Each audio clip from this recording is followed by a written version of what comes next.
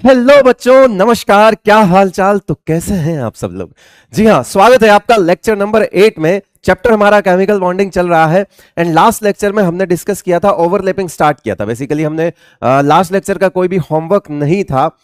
Overlapping से ही चीजों को वापस उठाते हैं, ओवरलैपिंग से ही चीजों को वापस उठाते हैं। तो आज हम ओवरलैपिंग पर ही चर्चा करेंगे और उसके बाद ओवरलैपिंग पढ़ने के बाद बॉन्ड आइडेंटिटी वगैरह ये सारी चीजें हम सीखने वाले हैं। चलिए तो आइए ओवरलैपिंग स्टार्ट करते हैं। कल हमने हमारी आखिरी स्लाइड पर कुछ इस तरह से बात करी थी कि तीन तरह की ओवरलैपिंग हम बेसिकली देखते हैं। एक हमने लिखा था pure orbital plus pure orbital की ओवरलैपिंग, एक हमने लिखा था pure orbital hybrid orbital plus pure orbital की ओवरलैपिंग, और एक हमने देखा था hybrid orbital plus hybrid orbital की ओवरलैपिंग।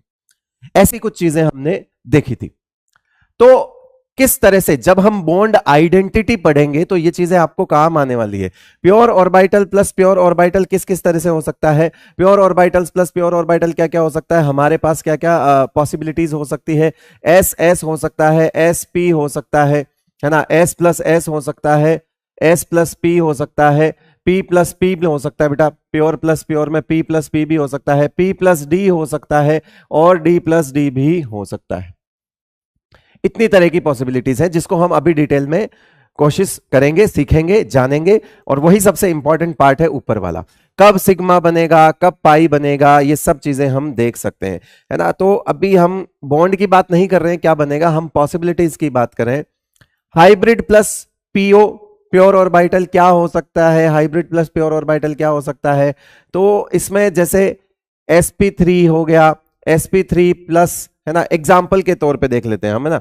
जैसे इसके एग्जाम्पल्स के तौर पे बात कर लेते हैं तो क्या हो सकता है, जैसे फॉर एग्जाम्पल sp3 हो गया और 1s हो गया। तो ये sp3 1s की ओवरलैपिंग टाइप जो है वो क्या कहलाती है, hybrid plus pure, hybrid orbital sp3। और क्या हो सकता है, sp2 हो सकता है ना, sp2 हो सकता है, sp2 हो सकता है प्लस 1s हो सकता है, ऐसा हो सकता है, बिल्कुल हो सकता है, ठीक है। sp3 हो सकता है, sp3 हो सकता है और sp2 हो सकता है, sp2 हो सकता है, 2p हो सकता है, ये भी प्योर ऑर्बिटल है। sp3 हो सकता है, p हो सकता है, ये प्योर ऑर्बिटल है। आप 1s की जगह सीधा s भी लिख सकते हो, ऐसी कोई बात नहीं है ना। नंबर्स को हम आगे जाकर पढ़ लेंगे। sp2s हो सकता है, एटसेट्रा, है ना। इस तरह से प्योर एक हाइब्रिड होगा और एक प्योर होगा। इनको हमको डिटेल में जानने की जरूरत नहीं है क्योंकि इनमें क्या होता है कि एक ही तरह का बॉन्ड बनेगा, ऑलवेज सिग्मा। इसमें क्या बनेगा, ऑलवेज सिग्मा। जैसे हाइब्रिड प्लस हाइब्रिड क्या हो सकता है, sp sp हो सकता है, sp2 sp2 हो सकता है ना, sp2 sp2 हो सकता है, sp प्लस sp हो सकता है, sp2 प्लस sp2 हो सकता है, sp3 प्लस sp3 हो सकता है, एटसेट्रा। ठीक है। अब इनको हम नहीं पढ़ेंगे, पूछो क्यों? क्योंकि हमको पता है कि इनमें एक ही तरह का बॉन्ड बनता है and that is always sigma, यानी कि इसको पढ़ने की जरूरत नहीं है। इन सब से हमेशा सिग्मा बॉन्ड बनेगा बेटा, इन सब से हमेशा कौन सा बनेगा, इन दोनों केस में ऑलवेज ऑलवेज सिग्मा बॉन्ड बनेगा।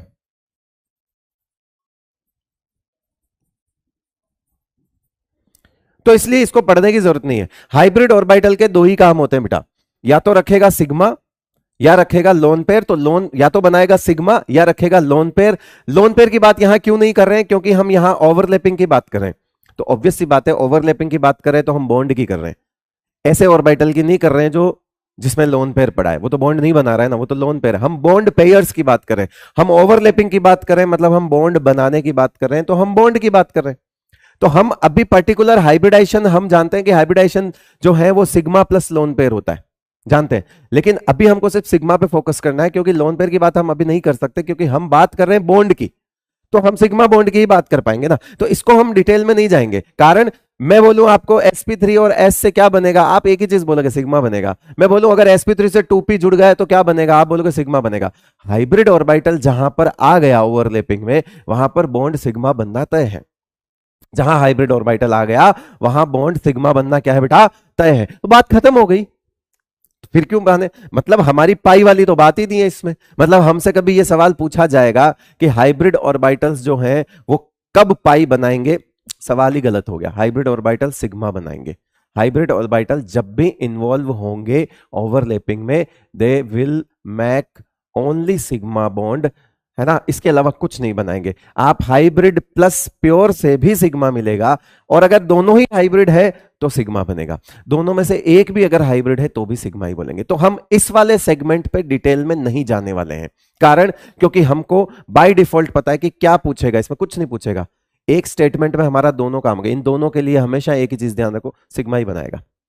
तो कभी इस चीज से, इस सेगमेंट से ऐसा सवाल नहीं आएगा कि px और px एक्स एक्सिस पे क्या बनाएंगे। आप मेरी बात को समझना, px और px एक्स एक्सिस पे क्या बनाएंगे। आपका सवाल क्या आया बेटा, px plus px x axis पे, इंटर न्यूक्लियर एक्सिस क्या है, एक्स एक्सिस है, पर कौन सा बॉन्ड बनाएंगे, ऐसे सवाल पूछता है। अब आप इस सवाल को समझो, आपसे जो सवाल पूछा जाता है वो ये सवाल है, px plus px, that means उसने पूछा है हमसे pure orbital plus pure orbital का सेगमेंट। सबसे ज्यादा पूछे जाने वाला वो एक ऊपर वाला सेगमेंट है, क्योंकि इन दूसरे वाले सेगमेंट में तो कुछ बचता ही नहीं है पूछने को, दूसरे वाले सेगमेंट में तो कुछ बचता ही नहीं है। दूसरे तीसरे में तो हमको पता है हमेशा सिग्मा बनेगा, बात ही खत्म हो गई। वो क्यों पूछेगा कि कौन सा बॉन्ड बनेगा। आपको एक चीज ध्यान में है कि हाइब्रिड ऑर्बिटल से हमेशा सिग्मा बनता है। जब इन्वॉल्वमेंट एक हाइब्रिड का हो जाएगा तब भी सिग्मा ही बनेगा, और जब दोनों हाइब्रिड होंगे तो भी सिग्मा ही बनेगा, बात खत्म। ठीक है, इसलिए इसकी तो वो बात करेगा नहीं। इसलिए हमेशा आपने सवाल देखे होंगे, मैक्सिमम सवाल देखे होंगे कि px and px y axis पे क्या बनाएंगे, px and px z axis पे क्या बनाएंगे, px and px x axis पे क्या बनाएंगे। वो इंटर न्यूक्लियर एक्सिस को चेंज करके 3 तरह के सवाल पूछ लेता है। इसी तरह से वो s और s का कॉम्बिनेशन पूछ सकता है, s और p का कॉम्बिनेशन पूछ सकता है, p और p का कॉम्बिनेशन हमने अभी जानने की कोशिश करी। तो यानी कि हमारे लिए ऊपर वाला सेगमेंट ज्यादा इंपॉर्टेंट है क्वेश्चंस के तौर पे, कि सवाल कहां से पूछ सकता है, तो वो हमारे लिए ऊपर वाला सेगमेंट ज्यादा इंपॉर्टेंट है। तो चलिए आइए उसी के हम बात कर लेते हैं, कॉम्बिनेशंस की बात कर लेते हैं, डिफरेंट कॉम्बिनेशंस की बात कर लेते हैं। तो ये आपके इन्वॉल्वमेंट हो गया कुल मिला के ओवरलैपिंग इन प्योर ऑर्बिटल्स।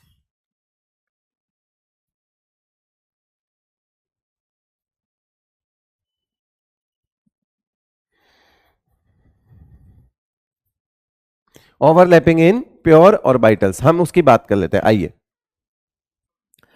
तो बात कर लेते हैं, जो हमारा फर्स्ट सेगमेंट है प्योर प्लस प्योर वाला, उसमें हमारे पास सिग्मा बॉन्ड भी बन सकता है, पाई बॉन्ड भी बन सकता है। उसकी कॉम्बिनेशंस अलग अलग टाइप की होती है ना।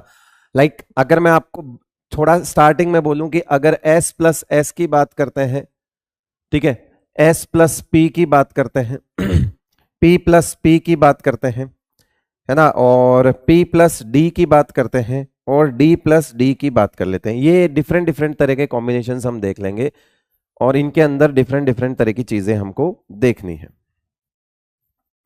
ना। तो s और s के लिए एक अच्छी बात यह है कि s और s ऑलवेज फॉर्म सिग्मा। देखो, ऑलवेज फॉर्म सिग्मा बॉन्ड। कुछ ऐसी बातें जो मैं आपको शुरुआत में इसलिए लिख रहा हूं ताकि आपके काम आसान हो जाए, मैं इनको डिटेल में भी आपको बताने वाला हूं, विथ दैट मैजिकल MDJ आपको हर चीज में सिखाने वाला हूं। लेकिन पॉइंट यह है कि पहले काम करते हैं कि s और s के लिए कभी ऑप्शन में पाई दिया हुआ हो तो काट लेना, s और s के लिए कभी ऑप्शन में 0 ओवरलैपिंग लिखा हुआ हो काट देना। s और s orbital is just like एक स्पंज की बॉल इधर, एक स्पंज की बॉल इधर, अपने दोनों हाथ में पकड़ो और आप उसको ऐसे मिलाओ। लाइक ये एक एक्सिस हो गया जो आपको कोई इंटर न्यूक्लियर एक्सिस मान लो, आप इस एक्सिस से दोनों को लेकर आइए, वो दोनों सेम तरह से कांटेक्ट करेगी, टच करेगी, ओवरलैप करेगी, राइट। अब आप दोनों को इस तरह से लेके आइए, चाहे आप बॉल्स को ऐसे लेकर आइए, इस एक्सिस से लेकर आइए, वो दोनों एक दूसरे से उसी तरह से टच करेगी जैसे यहां कर रही थी। और चाहे आप ऊपर से एक दूसरे को लेके आइए, यानी आप एक्स वाई और जेड तीनों एक्सिस पे एस और एस को मिलाते हैं तो बॉन्ड हमेशा सिग्मा ही बनेगा, क्योंकि ऑलवेज ये जो एस है ना, ऑलवेज जो है, ऑलवेज हेड ऑन ओवरलैपिंग।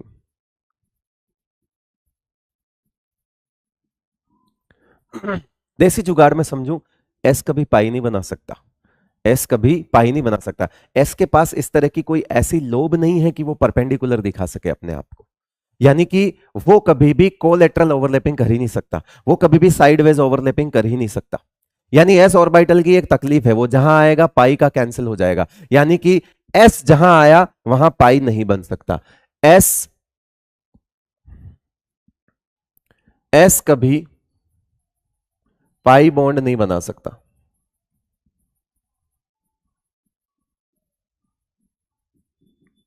देखो ये बातें आज मजाक लग रही हो, लेकिन यही याद रहती है मेन एग्जाम में कि एस कभी पाई नहीं बना सकता। ऑप्शंस काट दोगे कि आपसे पूछा जाएगा एस ऑर्बिटल और पी एक्स ऑर्बिटल कौन सा बॉन्ड बनाएंगे, दिस गिवन पर्टिकुलर एक्सिस पे पूछ लेगा वो कुछ।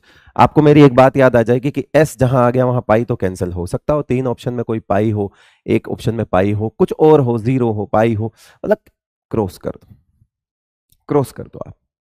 एस और एस अगर है तो वो 0 भी कभी नहीं हो सकती, हमेशा सिग्मा बनेगा, ये मैंने बता दिया। यानी कि एस और पी में भी या तो ऑलवेज बनेगा sigma bond, always form sigma बनेगा। एस और पी में या तो सिग्मा बनेगा या फिर 0 ओवरलैपिंग होगी, या तो सिग्मा बनेगा या फिर 0 ओवरलैपिंग होगी। पी वाला इंटरेस्टिंग है, सिग्मा भी बन सकता है और पाई भी बन सकता है, वही हमको सीखना है। इट डिपेंड्स कि कब पाई बनेगा कब सिग्मा बनेगा, ये हम देखेंगे। अगेन ये जो पी और डी है ये आपका बनेगा, या तो बनाएगा ये क्या, ये तो या तो बनाएगा ये आपका पाई बनाएगा या आपका 0 बनाएगा, और ये आपका बनाएगा पाई और डेल्टा बॉन्ड। ये एक कैसा बॉन्ड होता है, अलग सा बॉन्ड होता है, पाई के बाद जो बनता है वो डेल्टा बॉन्ड होता है, अभी हम डिस्कस करेंगे। यूं मान के चलो कि ये मैंने आपको समरी पहले दे दी है, ये पहले समरी दे दी, अभी मैंने सिखाया नहीं है, पहले समरी दे दी। तो चलिए आइए हमारे पहले टाइप की तरफ बढ़ते हैं, and that is S S orbital. आ जाइए, पहला टाइप हमारा है कि एस और एस की ओवरलैपिंग हम देख लेते हैं। अगर मैं आपको चित्र से समझाना चाहूं, जिसकी जरूरत मेरे ख्याल से तो नहीं है, बट फिर भी ठीक है, कुछ लोग नाराज हो जाते हैं तो मैं बता देता हूं।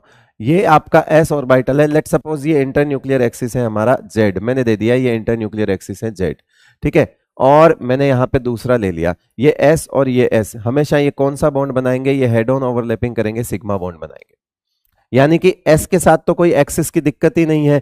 तो एस प्लस एस, अगर मैं 3 सवाल आपके सामने लिख दूं, पहला इंटरन्यूक्लियर एक्सिस अगर मैं जेड ले लूं, दूसरा एक्स ले लूं, दूसरा मैं वाई ले लूं, तीसरा मैं जेड ले लूं, ये 3 सवाल है, ये एक सवाल नहीं है।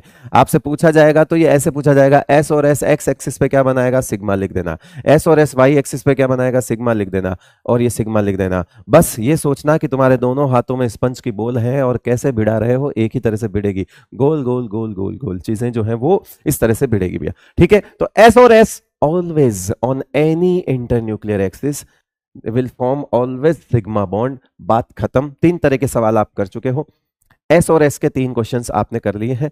नाउ हम एस और पी की बात कर लेते हैं, एस और पी की बात कर लेते हैं। आइए सेकंड पे हम बात करेंगे, बी पार्ट है एस और पी का कॉम्बिनेशन, ठीक है।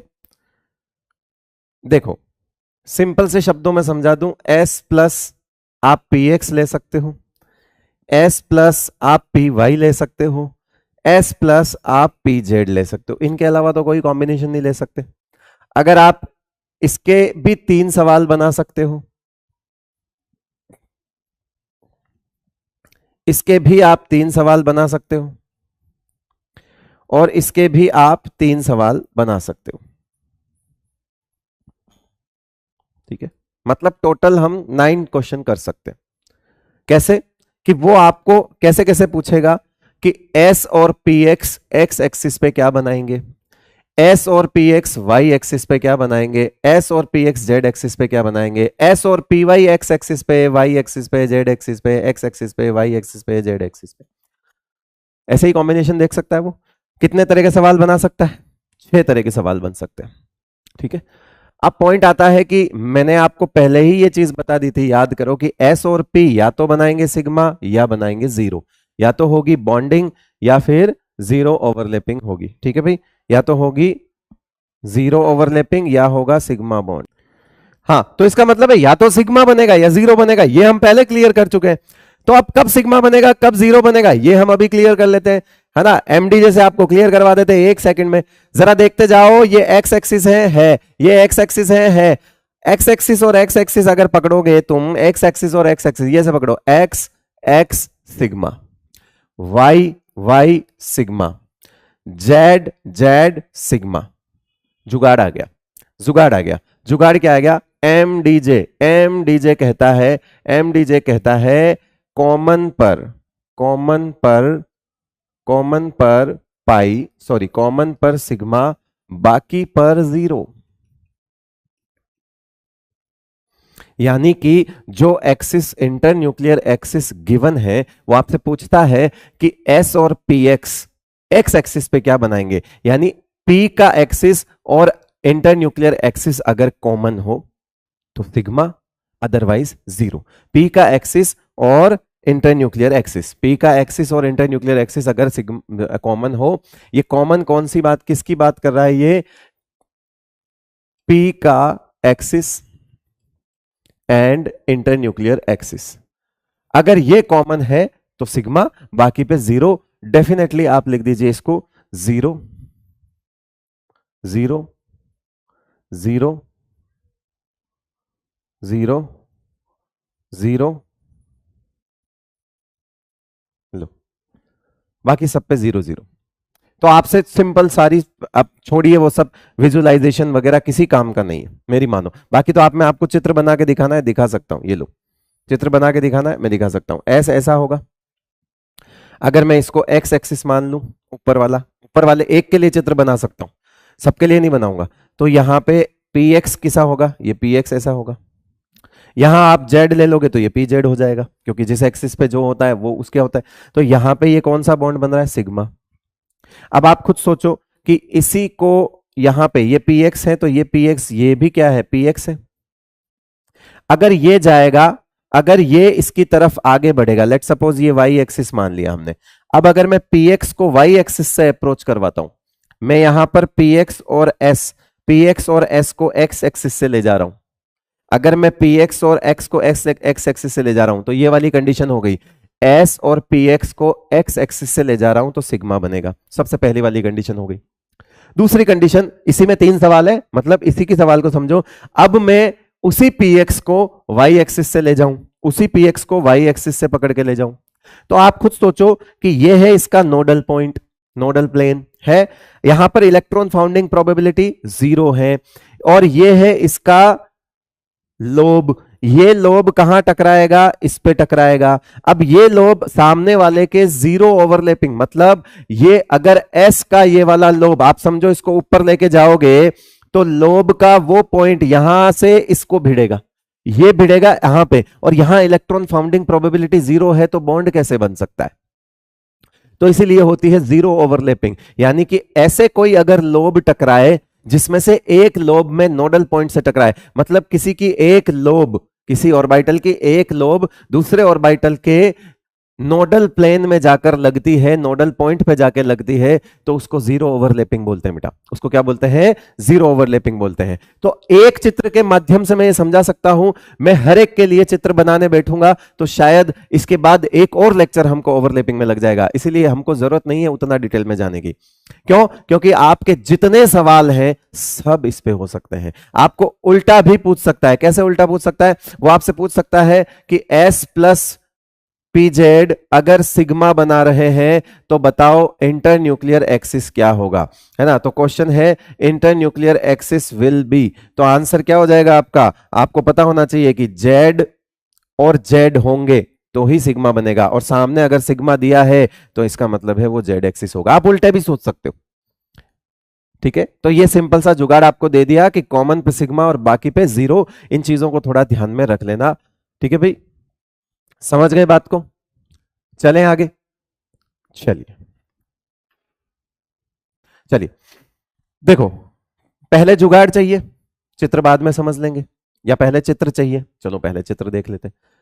चित्र केवल एक कंडीशन को समझाएगा, चित्र सिर्फ एक कंडीशन को समझा सकता है, बाद में सब जुगाड़ आएगा। हर एक के लिए अलग अलग चित्र नहीं बनाना है। जो सवाल बच्चा बैठकर 3D में विजुलाइज करेगा, तुम एक एमडीजे से खत्म कर दोगे, फ्रैक्शन ऑफ सेकंड में देख लोगे कि ये आंसर हो गया। जिसको इस ओवरलैपिंग के क्वेश्चन को करने के लिए बच्चे को 1 से 2 मिनट 3 मिनट लगते हैं, वो इमेजिन करता है कि ऐसे पी आ रहा होगा, दूसरा पी वैसे आ रहा होगा। जरूरत नहीं है, एमडीजे है ना, इसीलिए तो काम आता है एमडीजे। तो बताओ एस और पी को आप चाहते हो तो आप विजुलाइज करके देख लो, मुझे कोई दिक्कत वाली बात नहीं है। जैसे मान लीजिए मैंने यहां पर लिख दिया, ये जेड एक्सिस ले लिया, इंटर न्यूक्लियर एक्सिस मान लिया, ठीक है। तो ये आपका क्या हो गया पीजेड, और यहां पर भी ये क्या हो गया, ये भी पीजेड हो गया। अब पीजेड और पीजेड, यहां से हमने एक चीज सीखी कि पीजेड अगर पीजेड के साथ आ रहा है, पीजेड अगर पीजेड के साथ आ रहा है और वो भी जेड एक्सिस पे आ रहा है तो बॉन्ड सिग्मा बनेगा। इंटर न्यूक्लियर एक्सिस अगर जेड है, ये पहली कंडीशन। चित्र में एक ही कंडीशन के लिए बना सकता हूं मैं, आपको यहां पर 3 सवाल एक साथ करके दे रहा हूं, बट इस इमेज में मैं आपको अभी जो दिखा रहा हूं, इस इमेज में मैं आपको जो अभी दिखा रहा हूं वो एक क्वेश्चन है। PZ plus PZ on z axis will form sigma bond, head on overlapping होगी, ये सिग्मा बनेगा। हेड ऑन ओवरलैपिंग होगी, क्या बनेगा, ये सिग्मा बनेगा। फिर अगर इसी पीजेड को यही पीजेड आपका यहां पर भी हो सकता है आपका। अब ये दूसरा सवाल है बेटा, ये दूसरा सवाल है, इस चीज को ध्यान रखना है, ये दूसरा सवाल है। ये भी तो पीजेड है, लेकिन मान लो इस एक्सिस को मैं वाई मान लेता हूं। अब मैं पीजेड और पीजेड को वाई से इनका मिलन करा रहा हूं, मतलब मैं इसको उठा के ऐसे मिला रहा हूं। जब ऐसे मिलाऊंगा तो आप देखोगे कि यहां तो कोलेटरल टाइप की ओवरलैपिंग होगी, इसको यूं घुमा के देख लेना, समझ जाएगा, ऐसे वाली हो जाएगी। मतलब जो इंटर न्यूक्लियर एक्सिस आपका है उसके परपेंडिकुलर हो गई ये दोनों, ठीक है। फिर अज्यूम करो इस पीजेड को बाहर वाले एक्सिस पे कर लिया, इस तरफ कर लिया, ऐसे ऐसे कर लिया, ऐसे समझ लो ये पेन है, ये पेन ऐसे उठा लिया, उठ गया, ठीक है। अब आपको क्या करना है, इसको ऐसे लेके जाना है, तो भी वो कोलेटरल ओवरलैपिंग करेंगे, तो भी वो कोलेटरल ओवरलैपिंग करेंगे, क्योंकि वो भी परपेंडिकुलर होंगे। तो इसका मतलब क्या हुआ पता है आपको, मतलब ये हुआ कि अगर वाई एक्सिस होता है तो पाई बनेगा, और अगर एक्स एक्सिस भी होता है तो क्या बनेगा, पाई बनेगा। अब सवाल किसी बच्चे ने पूछा कि सर अगर यहां पे पी एक्स ले लूं तो, ठीक है पी एक्स ले लो, क्योंकि मैंने कहा ना एक चित्र सिर्फ एक चीज समझा सकता है, लेकिन एमडीजे सारी चीजें समझा सकता है। आपने इस एक चित्र से यह सीखा कि अगर इंटरन्यूक्लियर एक्सिस और ये वाले एक्सिस कॉमन हो, यानी कि p z on z, p x on x, p y on y. मेरी बात को समझ रहे हो बेटा, मैंने क्या कहा, p x on x axis, p y on y axis, p z on z axis. सबके लिए अलग अलग इमेज बन सकती है, हमने जेड की बना दी, कोई बात नहीं। तो अगर पी एक्स भी है तो आपके दिमाग में सबसे पहले यही सवाल आएगा कि एक्स एक्सिस पे, वाई एक्सिस पे, जेड एक्सिस पे क्या है। तो आप बोलोगे आपने यहां पे एमडीजे नोटिस किया, जेड जेड जेड सिग्मा। आप यहां पर भी नोटिस करो एक्स एक्स एक्स सिग्मा। तो हमारे पास और बाकी बचे हुए पे यहां क्या था, पाई था, ठीक है, इनमें भी फिर पाई लिख दो। एमडीजे कहता है कि कॉमन पर सिग्मा, बाकी पे पाई। सॉरी मैंने ये गलत लिख दिया, ये पी और पी है।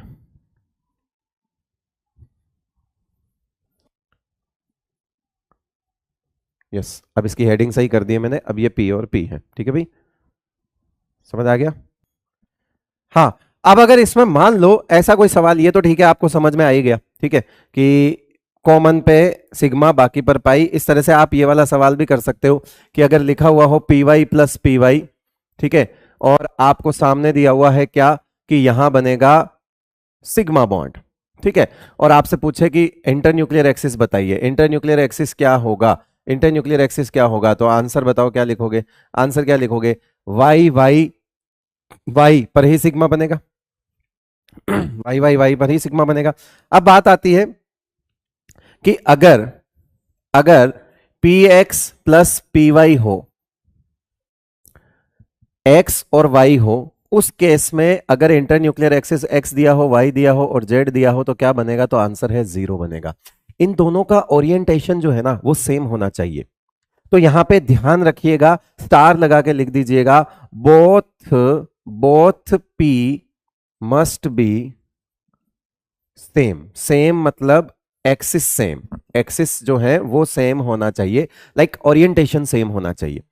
एक्स एक्सिस पर पी एक्स है तो वो भिड़ के पी एक्स के साथ ही भिड़ सकता है, क्योंकि अगर ये दोनों ही आपस में परपेंडिकुलर हो गए, ये दोनों आपस में परपेंडिकुलर हो गए, तो ये वाला कॉम्बिनेशन कैसा हो गया? लेट सपोज अगर ये ऐसा है, अगर ये पी एक्स है, लेट सपोज ये है क्या, पी एक्स है, और ये क्या है, पी वाई है, तो ये जाएगा तो इसके नोडल प्लेन में जाएगा। अगर ये इसके नोडल प्लेन में जाएगा तो अगर मान लो ये पी एक्स है ना, ये एक्स एक्सिस है और ये हमने वाई एक्सिस ले लिया तो ये पी वाई हो गया। पी एक्स और पी वाई अगर यहां टकराएगा तो ये कौन सी ओवरलैपिंग होगी? जीरो ओवरलैपिंग होगी। क्यों? क्योंकि इसकी ये वाली लोब कहां जाकर लगेगी बेटा? यहां इसके नोडल पॉइंट में जाके लगेगी। तो जब किसी की लोब आगे जाकर अगले वाले के नोडल पॉइंट पे जाके लगती है, नोडल प्लेन में जाके लगती है, तो वो जीरो ओवरलैपिंग है। ये बेसिकली वही केस है जो मैंने आपको एस और पी में भी बताया था कि अगर एस की लोब पी के नोडल पॉइंट में जाके लगती है तो जीरो ओवरलैपिंग है। यहां पर भी ऐसा ही है, इस पी की लोब इस दूसरे वाले पी की लोब में जीरो ओवरलैपिंग वाले, जीरो इलेक्ट्रॉन फाउंडिंग प्रोबेबिलिटी के पास जाकर भिड़ेगा, ये लोब यहां जाएगी। तो इस तरह की ओवरलैपिंग कभी नहीं होती, ठीक है। इसीलिए ये दोनों पी जो है ये सेम होना चाहिए। अगर आपसे सवाल पूछता है कि सिग्मा बॉन्ड पाई बॉन्ड क्या होगा, तो आप सिग्मा पाई की बात बाद में करोगे, पहले ये देखोगे कि ये दोनों सेम है या नहीं है। अगर ये दोनों आपस में ही अलग हैं तो दुनिया के किसी भी एक्सिस पे ये बॉन्ड नहीं बना सकते, यानी कि तीनों पर ही जीरो ही रहेगा। क्लियर है भाई सबको? चले आगे। तो आपने इसका जुगाड़ तो देख ही लिया, क्या कि कॉमन पर सिग्मा, बाकी पर पाई। ये पी और पी के केस में हो गया था। आइए अब आता है हमारा डी वाला केस, जिसमें हम पी और डी की बात करेंगे। अब इनको आप डायरेक्ट जो है वो इसी से लर्न कर लीजिए, डायरेक्ट लर्न कर लीजिए। इनके चित्र वित्र जो है वो कॉम्प्लिकेटेड हो जाएंगे। चलो बना लेता हूं, कोई बात नहीं। लेट सपोज हमने यहां पे एक एक्सिस ले लिया एक्स और ये एक्सिस ले लिया वाई, तो ये कौन सा हुआ? इस डी का नाम बताओ। इस डी का नाम क्या हो जाएगा? डी एक्स वाई, क्योंकि ये एक्स और वाई के बीच में है तो इसका नाम डी एक्स वाई हो जाएगा। अब डी एक्स वाई के साथ मैंने यहां पर ये ले लिया, इसका नाम क्या लिखूंगा मैं? क्योंकि ये वाई एक्सिस पर है तो ये कौन सा हो जाएगा आपका? P y. चलो एक काम करते हैं, हम ये कॉम्बिनेशन हमने इस चित्र के लिए लिया है तो हम d x y plus p y को ही एक बार ले लेते हैं।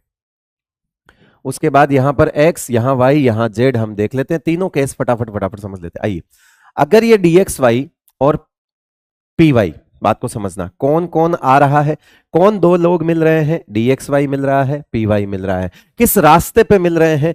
x के रास्ते पे मिल रहे हैं। जो रास्ता है उसको क्या बोलते हैं? इंटरन्यूक्लियर एक्सिस मिल रहे हैं। आप इन दोनों को किस रास्ते पे मिला रहे हो? एक्स रास्ते पे मिला रहे हो। यानी dxy और py, dxy और py अगर x एक्सिस पर मिलते हैं तो यहां पाई बॉन्ड बनेगा। dxy और xy, dxy और py अगर x एक्सिस में मिलते हैं तो यहां कौन सा बॉन्ड बनेगा बेटा? Pi bond. चित्र के अकॉर्डिंग आपको साफ साफ दिख रहा है, चित्र के अकॉर्डिंग आपको दिख रहा है कि यहां पाई बॉन्ड बनेगा। दिख रहा है साफ साफ, ठीक है, ऐसा वाला दिख रहा है, बिल्कुल दिख रहा है। अब एक काम करो, इसी py को ऐसे समझो, दूसरा सवाल यहां ले आता हूं, इसी py को यहां समझ लो। ये py हुआ भाई, वह वाई एक्सिस है तो ये py हुआ, ऐसा ही रहेगा, ओरिएंटेशन थोड़ी चेंज होगा। हां, लेकिन अब रास्ता क्या है? y। अब आप py और dxy को, ये दूसरा सवाल हो चुका है, इस चित्र के अंदर सारा एक साथ नहीं सीखना है। पहला सवाल खत्म, पहला सवाल ये रहा, ए कॉम्बिनेशन इस एक्सिस पे, ये फर्स्ट क्वेश्चन हो गया। अब इस कॉम्बिनेशन को हम y वाले रास्ते पे लेके आ रहे हैं, इस वाले कॉम्बिनेशन को हम y वाले रास्ते पे, यानी अब जो py है उसको y एक्सिस पे अप्रोच कर रहा है। आप खुद सोचो, ये वाली लोब, ये वाली लोब इसके यहां जाकर अंदर की तरफ जाएगी कि नहीं जाएगी? अंदर की तरफ जाएगी कि नहीं जाएगी? और जैसे ही यहां अंदर की तरफ जाएगी, ये किसी लोब से नहीं टकराएगी, ये फिर अगेन नोडल प्लेन में जाएगी। तो यानी dxy और py अगर y एक्सिस पे है तो फिर इसको हम लिखेंगे क्या? जीरो। ये जीरो ओवरलैपिंग हो गया। सेम चीज अगर मैं इसको उठा के ऐसे का ऐसा उठाऊं और अब बाहर से भेजूं, है ना, जो हम z एक्सिस कंसीडर कर रहे हैं, अगर मैं इसको बाहर से भेजूं, ऐसे जाएगा, ऐसे जाकर ये बीच में लगेगा, ना ऐसे लगेगा ना ऐसे लगेगा, बीच में लगेगा, ठीक है। ऐसे ऐसे नहीं लगेगा, बीच में लगेगा। बीच में लगेगा मतलब ये भी नोडल पॉइंट में ही जाएगा, यानी अगर आप इन दोनों को जीरो z एक्सिस से भी अप्रोच करवाते हो तो भी जीरो। अब हमारे समझ में आ गई बात, एमडीजे निकल के आया। एमडीजे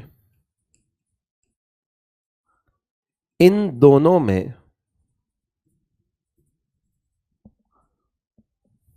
जो अनकॉमन एक्सिस है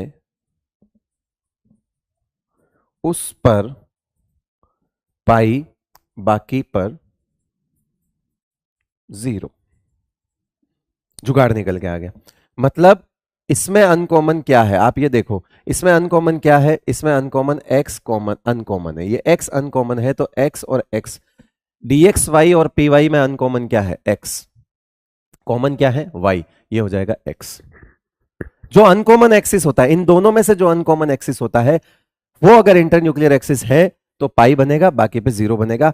चलो फटाफट से मुझे बताओ फिर, क्या आप ये वाला सवाल कर सकते हो कि dy के साथ अगर मैं pz दे दूं तो आप किस पर पाई किस पे 0 बताओगे, x, ये y और ये z, बता सकते हो? देखो आपको क्या ढूंढना है, सिंपल सा अनकॉमन, y जेड जेड, ये जेड और जेड तो कॉमन हो गया, तो अनकॉमन कौन हुआ बेटा, वाई हुआ। वाई पकड़ो, उस पे लिख दो पाई, बाकी पे 0, बाकी पे क्या लिख दोगे 0। आसान है, आसान है, बहुत आसान है। अब अगर मैं आपको सवाल दे दूं, चलो बताओ, ये वाला सवाल दे दूं, मैंने लिख दिया पी एक्स, मैंने लिख दिया, चलो ऐसे लिख देते, मैंने लिख दिया d x y plus p z, मैंने क्या लिख दिया, d x y plus p z, मैंने लिख दिया एक्स फिर वाई फिर जेड। देखो आप इस बात को समझना बेटा, इस बात को समझना, अच्छे से समझ जाओगे, ये एक्स वाई और यहां आ गया जेड, मतलब कुल मिला के इन तीनों का ओरिएंटेशन अलग हो गया, ये तीनों डिफरेंट है ना, सबके सब क्या है, डिफरेंट है, ऐसे सीख लो, इस पर लिखना क्या होगा, तो यहां हमेशा क्या बनेगा 0 0 0। क्यों? क्योंकि एक्स वाई जेड आपस में ही क्या हो गए, 3 एक्सिस हो गए, तीनों आपस में अगर परपेंडिकुलर हो गए तो इसका मतलब है ये कभी नहीं बनेगा। यानी कि सिंपल सी बात है, अगर आप, एक कॉमन सेंस की बात करता हूं कि अगर आप किसी में अनकॉमन ढूंढ रहे हो तो कुछ कॉमन भी होगा, लाइक यहां पे y कॉमन है, यहां पे z कॉमन है, तो आप अनकॉमन ढूंढ रहे हो तो कुछ कॉमन भी तो होगा फिर, तो यहां पर क्या अनकॉमन क्या कॉमन, आप तीनों अलग हैं, आप बोल ही नहीं सकते कि तीनों अलग अलग है तो कॉमन क्या है अनकॉमन क्या है, आप नहीं बोल सकते। हाँ, अगर आप dy z लेते हो, है ना, या आप dx z लेते हो, तो इसके साथ कॉम्बिनेशन में, इसके साथ कॉम्बिनेशन में कभी भी py नहीं आ सकता, क्योंकि जैसे ही py आएगा तो x y z हो जाएगा। हाँ, इसके साथ कॉम्बिनेशन में pz हो सकता है, इसके साथ कॉम्बिनेशन में px हो सकता है, इधर जो दो एक्सिस दिख रहे हैं उधर वाले p हो सकते हैं, यानी कि अगर ये dxz है तो px और pz हो सकता है, py नहीं हो सकता, फिर तो वो वाला कॉम्बिनेशन हो जाएगा, जब तीनों डिफरेंट ही हो जाएंगे तो फिर तो 0 हो जाएगा। इसीलिए अगर आप dxz के साथ कुछ देखना चाहते हो तो या तो वो pz होना चाहिए या वो px होना चाहिए, तभी आप बोल पाओगे कॉमन क्या अनकॉमन क्या। तो इन दोनों एक्सिस को ध्यान में रखते हुए सामने वाला एक्सिस सोचना पड़ता है, यानी कि जिस जिस एक्सिस पे डी है, जिस एक्सिस पे डी है, जिस एक्सिस का डी है वही दो एक्सिस का पी हम ले सकते हैं, तीसरा वाला नहीं ले पाएंगे। सेम चीज है यहां पर, एक्स और वाई ले सकते हो आप, पी एक्स ले सकते हो आप, पी वाई ले सकते हो, एंड अकॉर्डिंग टू उसका आंसर आप दे सकते हो जो मैंने पीछे सिखा दिया है कि अनकॉमन पे पाई, बाकी पे 0। इसी तरह से यहां पे आप dx z के साथ pz px ले सकते हो, बट py नहीं ले सकते। समझ गए आप मेरी बात को? तो चलिए, आपने ये dx y d और p को भी सीख ही लिया है, आसान आसान सी चीजें हैं। नेक्स्ट हम बात करते वाले हैं कौन सी, लास्ट वाला पार्ट है हमारा, जो कि ठीक है इतना ज्यादा सिलेबस में नहीं है, और वो है d प्लस डी की बात हम करेंगे। सपोज हमने यहां पे मान लीजिए एक चित्र बनाया, ये वाला, इसको x एक्सिस लिया, इसको y एक्सिस लिया, तो बताओ ये कौन सा हो गया, ये डी एक्स वाई हो गया नहीं होगा, ये देखो ये क्या हो गया, इसको डी एक्स वाई बोलेंगे क्योंकि x और y के बीच में है।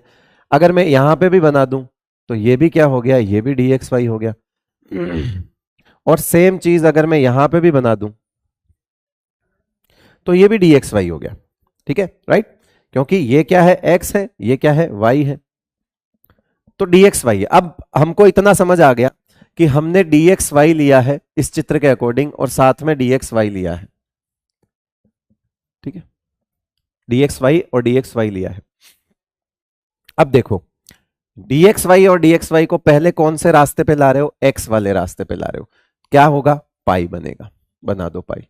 दूसरा सवाल, अब dxy को y से लेकर आ रहे हो, अगेन बनेगा कौन सा, पाई। y पे भी क्या बनेगा, पाई। अब अगर इस dxy को मैं z एक्सिस से, यानी मुझको बाहर से ले जाना पड़ेगा, बाहर से ले जाना पड़ूंगा, और बाहर से अगर ले जाऊंगा तो इस केस में बनता है डेल्टा बॉन्ड। क्या बोलते हैं बेटा इसको, डेल्टा बॉन्ड। ये डेल्टा बॉन्ड क्या होता है, ये फोर्थ बॉन्ड होता है। जैसे रेनियम है ना, रेनियम एक एलिमेंट है और रेनियम मेटल है ना, रेनियम क्या है बेटा, मेटल है। रेनियम मेटल के बीच में पहला बॉन्ड सिग्मा होता है, दूसरा बॉन्ड पाई होता है, तीसरा बॉन्ड भी पाई होता है। हम जानते हैं 3 तक तो हमने अभी तक मैक्सिमम ए और बी के बीच में 3 ही तो बॉन्ड पढ़े, इससे ज्यादा हमने पढ़ा नहीं। लेकिन एक जो फोर्थ बॉन्ड होता है उसको बोलते हैं हम डेल्टा बॉन्ड। ये बेसिकली मेटेलिक बॉन्ड होता है जो कि हमारे सिलेबस में नहीं है। एक ऐसा बॉन्ड जिसमें चारों लोब इंटरेक्ट करे, एक ऐसा बॉन्ड जिसमें चारों लोब इंटरेक्ट करे, वो उसको बोलते हैं हम डेल्टा बॉन्ड। अब इसका जुगाड़ क्या निकलेगा,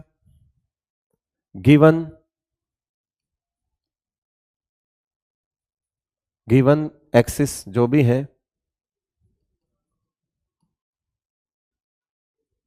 पर पाई बाकी जीरो, बाकी डेल्टा।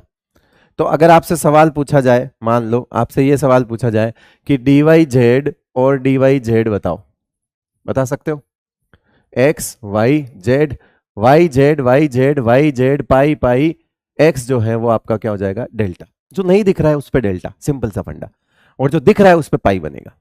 ठीक है, तो डी वाई जेड मतलब आपने वाई जेड पकड़ना है, ये वाई जेड और ये वाई और ये जेड, बस खत्म बात।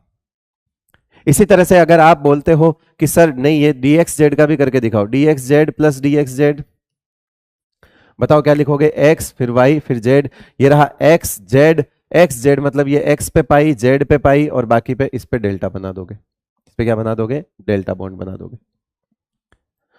आसान एकदम। ये थी आपकी ओवरलैपिंग।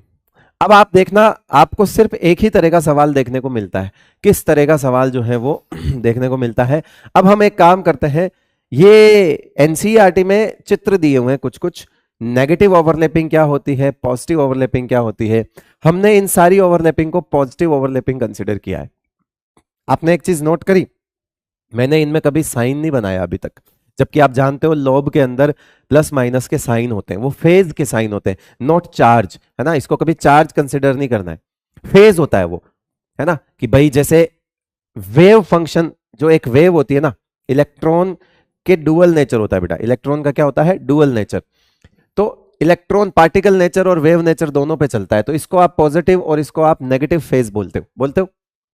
अब अगर यहां बैठकर कोई बंदा इसको जोर से घुमाए तो ये वेव आपको दोनों तरफ इस तरह से नजर आने लगती है, और जब इस तरह से नजर आने लगती है यही तो पी ऑर्बिटल होता है बेटा, इसी को पी ऑर्बिटल बोलते हैं। तो डिफरेंट डिफरेंट ऑर्बिटल की जो शेप्स होती है वो उनकी वेव की वजह से ही डिफरेंट डिफरेंट दिखती है, कि उनकी वेव किस पाथ में मूव करती है, उससे हमको इनकी शेप का पता लगता है।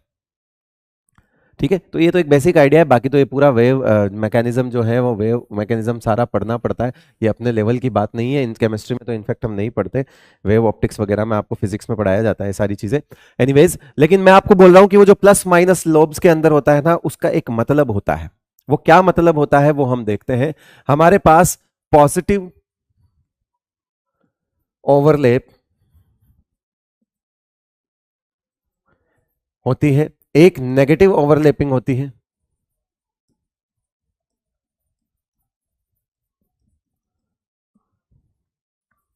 और एक जीरो ओवरलैपिंग होती है।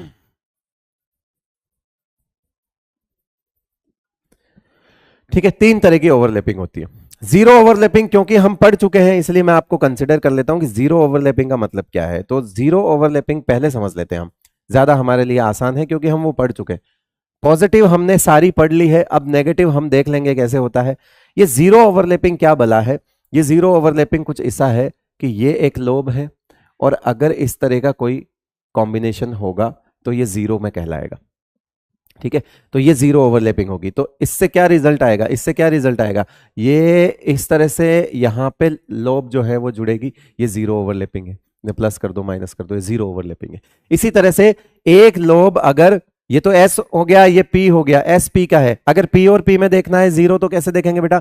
P और P में जीरो देखना है तो मान लो ये हो गया आपका एक P और ये हो गया आपका दूसरा P, ये जीरो ओवरलैपिंग, ये P और P की। और क्या क्या हो सकती है इस तरह से, ये देखो यहाँ पे अगर मैं इसको आपकी तरफ ऐसे वाला बना दूं तो ये वाला भी हो गया क्या? Zero overlapping.